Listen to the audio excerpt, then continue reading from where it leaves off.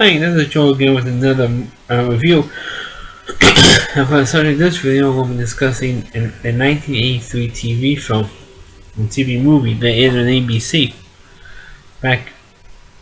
way back in 1983.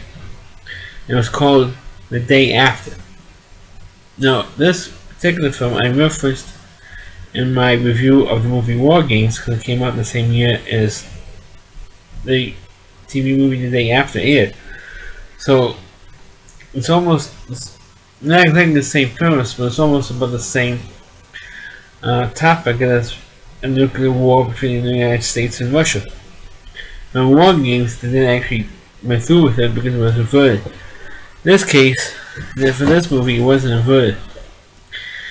Well, of course, the day after, what basically it is that it was a nuclear war between the United States and the old Soviet Union, which resulted in a nuclear war between the two countries, and you see what the results are after it.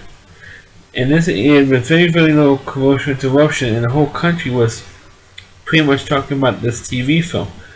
And it did air during I think it aired like Sunday night or Monday night, and it was really a riveting thing. And we were talking about it in school. I was doing high school at the time. I think it was 7th grade then. And we were all talking about, are you going to watch or you're not going to watch? And we all had discussions over it. And of course, my parents, we did watch it, but we watched it and stayed up just before the attack. So, because I had to get up to go to school the next morning, and not many people had VCRs then. VCRs was first coming out. So it didn't tape it. It wasn't until, of course, some 20 years later, because of the wonders of YouTube, I could finally see the whole film. And it is on YouTube, so I suggest you check it out. Of course, The Day After stars, it does have a hell of a cast in this TV movie. That's why TV movies actually meant something. Now there's no such thing as TV movies anymore, because there's programming on every night of the week now on television. This movie stars Jason Robards, who has passed away. Phoebe Bush, of course, for your Star Trek fans out there, she's starred as Dr. She starred Dr. Carol Marcus in Star Trek 2. You also had JoBeth Williams. You had Steve Guttenberg, who just before starting his movie career, and he was in just about every other movie in the 80s. You also had I forgot who else was in it, but it was also directed by Star Trek 2's director, Nicholas Meyer. So for your Star Trek fans out there, you want to see something else that Nicholas Meyer directed. He directed this thing. Like I said, this movie is an ensemble piece. It does have interactive storylines, in this thing. Pretty much starts off in Kansas, of all places, Kansas, Missouri, or Kansas City, Missouri. That's where it starts. In Kansas City, Missouri, and Lawrence, Kansas, or Kansas City, Kansas, because they had missile silos in that area, and so they had. Well, it starts off with like little bits and pieces. When they give you little bits and pieces of information about what's going on in the world, and what was going on was that the Russians invaded, like West Germany or East Germany, and of course, and they also attacked and destroyed a U.S. battleship as well. But you hear it, if you like miss it, you miss this information, what's going on. And of course, the U.S. and NATO got all bent out of shape over it, and so did the United States, because the Russians attacked and destroyed one of the United States battleships. So that's when they started firing missiles of Russia, and they also got news reports. Moscow's being evacuated, Washington D.C. is being evacuated. A lot of the world cities being evacuated because of the possible nuclear attack. And of course, the missiles start coming off. They start being fired. And within about like 30 minutes, approximately 30 minutes, that's how long it takes from our missiles to get to Russia and vice versa. So within 30 minutes, we're going to be hit with nuclear weapons. Of course, you see people run the supermarkets, people trying to get home, people setting up shelters in the basements. You see several of these things. And then, of course, you eventually, within an hour into the movie, that's when you see the attack. And it is pretty graphic. I mean, half the one those of you who've never seen the movie, those scenes are pretty graphic. And it looks like they use a lot of stock footage when they attack. And you see, buildings being destroyed. And it looks like those particular sequences when you see buildings actually being destroyed is stock footage. But the effects were terrific. I mean, you see, and for 1983, the special effects were terrific at that time. Well, nowadays would be CGI. By 1983, you didn't really have CGI to really fall back on. So you have special effects for its time. And of course, you had Nicholas Meyer directed Star Trek 2, so he had a little connection with using the Industrial Light and Magic for the special effects for this film. But you also do see people being evaporated. So you do, and you see animals being evaporated. Mostly cows and horses,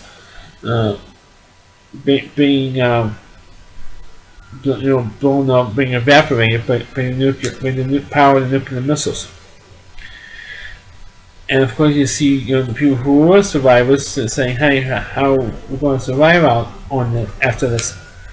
And Jason Robards' character is actually the main character. He's a doctor, and of course, he was in his car when it happened. And the reason why he wasn't killed when he's flying away is because he hit underneath his dashboard, so he was safe for a while. And then eventually, of course, as the movie progresses, when it's the second half of the film. You see him slowly being affected by the radiation and slowly dying. As a matter of fact, the last scene of this film is when he found out that he was going to die from the radiation, for the radiation exposure.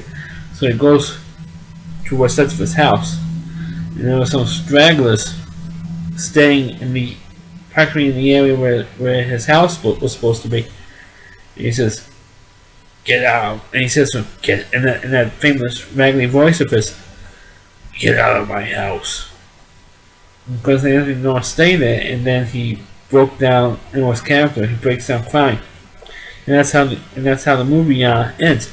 But before then, you had scenes like Steve Guttenberg where his hair falls out, and he then was totally unrecognizable what he looked like before in the film. And he having to stay with his family. When the father gets killed, not from the radiation, but from a rifle shot, because it was at that point in the film it was safe enough for people to go out and limit exposure because the radiation fallout. And he sees these survivors staying on his farm. He tells them to get out. This is my house. This is my land. I don't want you here. And one of them pulls out a shotgun and kills the guy. And then of course he has a daughter who's supposed to get married on the day of the attack. She goes nuts, and then she starts dying from the radiation exposure because after about like 4 or 5 days inside the basement, she couldn't take it anymore, so she runs out. She gets exposed to all the radiation.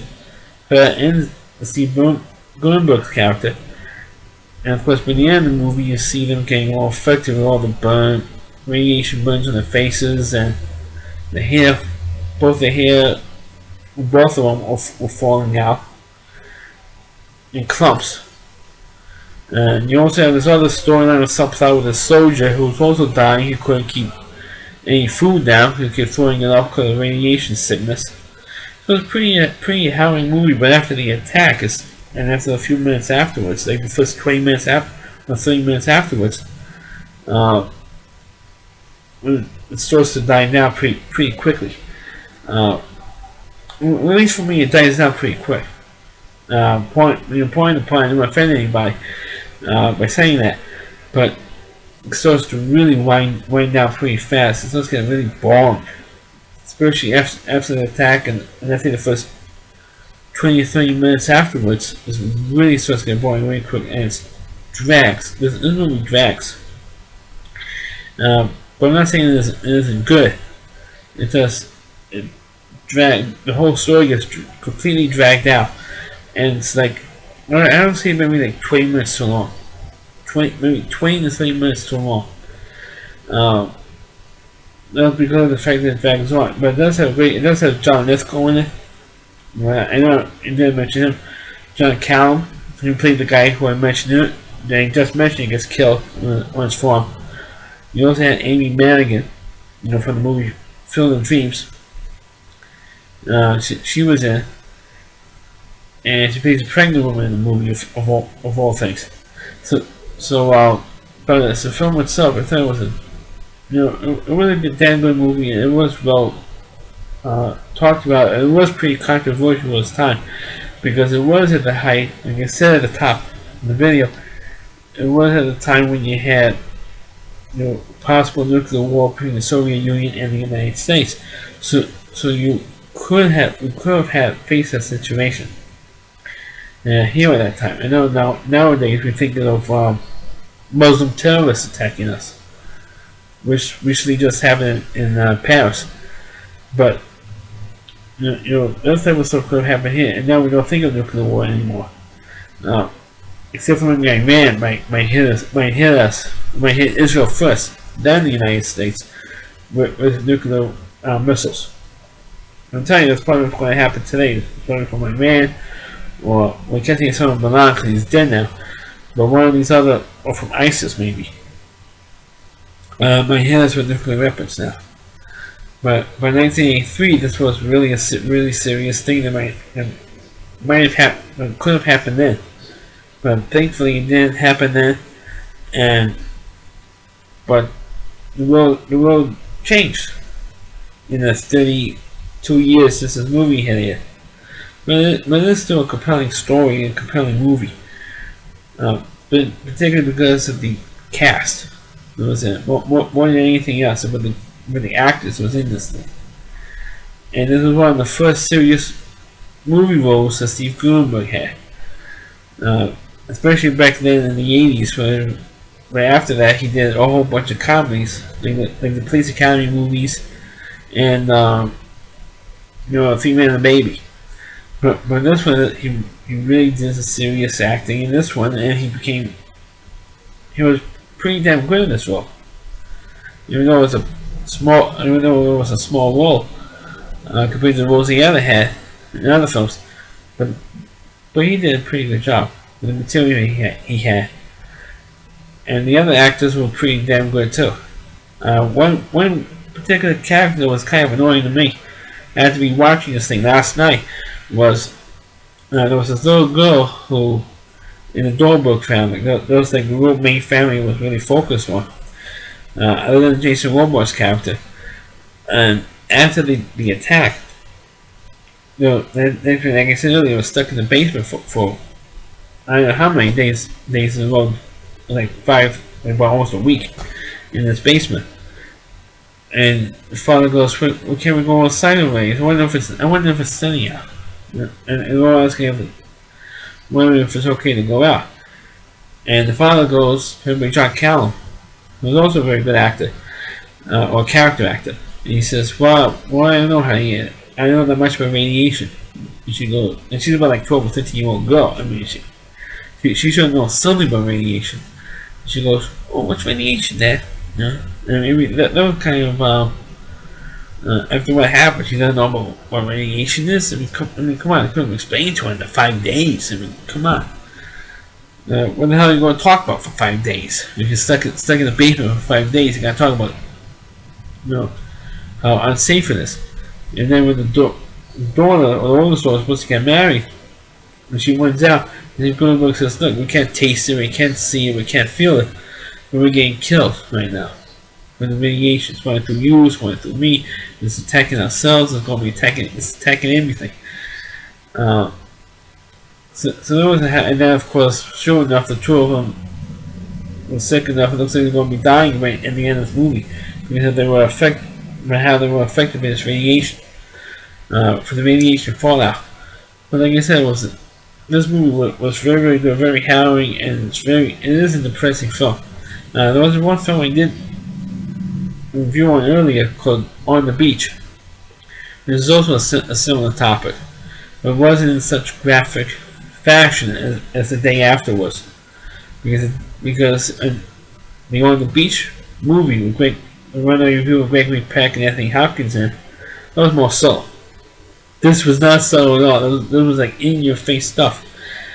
And after the final scene, which I mentioned earlier, Jason Robards in his house, they put in the disclaimer: the scenes in this, the images in this film is not as graphic as it would have been if we actually had an actual nuclear attack. They downplayed how graphic it would have been if we had an actual nuclear attack. And we pray that this day, to all the nations of the world who have this technology, that this day would never come. I mean, that's what they had in the end of this claim on this film. But like I said, it is a damn good film and pretty controversial, like I said, for its time. So if you have a chance, check it out here on YouTube, because it's all over the place on YouTube. I think there was one particular version with the director's commentary. But I don't know, I think the day after, maybe on DVD, I really don't know. If we did know, we'll tell you. But that's how. But it is on YouTube, so it gives the public domain enough for it to be on YouTube, I guess. So that's my review of the day after. Please click on the video, please read it. Feel free to comment on it. Please subscribe to my channel, and please forward this video to your Facebook pages, and also please check out my other videos as well. When I don't want to, hex anything, but I might be able to get more viewers on my videos. I am working with, I'm working something out with the Rally Reviewer. He did ask if I wanted to have my videos go onto his web page, and we are, right now we're working something out. So we'll see. Hopefully, God willing, maybe we'll work something out, and maybe it'll be easier to see my videos through his website. Maybe I'll get a bigger audience. Getting my videos onto his site, but I am going to keep my videos here on YouTube. I'm not going to change that. It's wherever we can work out. I am going to keep my videos up on YouTube because I want as much of an audience as I can. But I am going to try and work something out, and hopefully it's going to link my videos onto his site, so that he will get more publicity, and maybe more viewers on his site, and maybe get more viewers on my YouTube channel, which is what I want. More viewers and more subscribers on my YouTube channel. So please, subscribe to my channel as well. Thanks for watching, and catch you next time.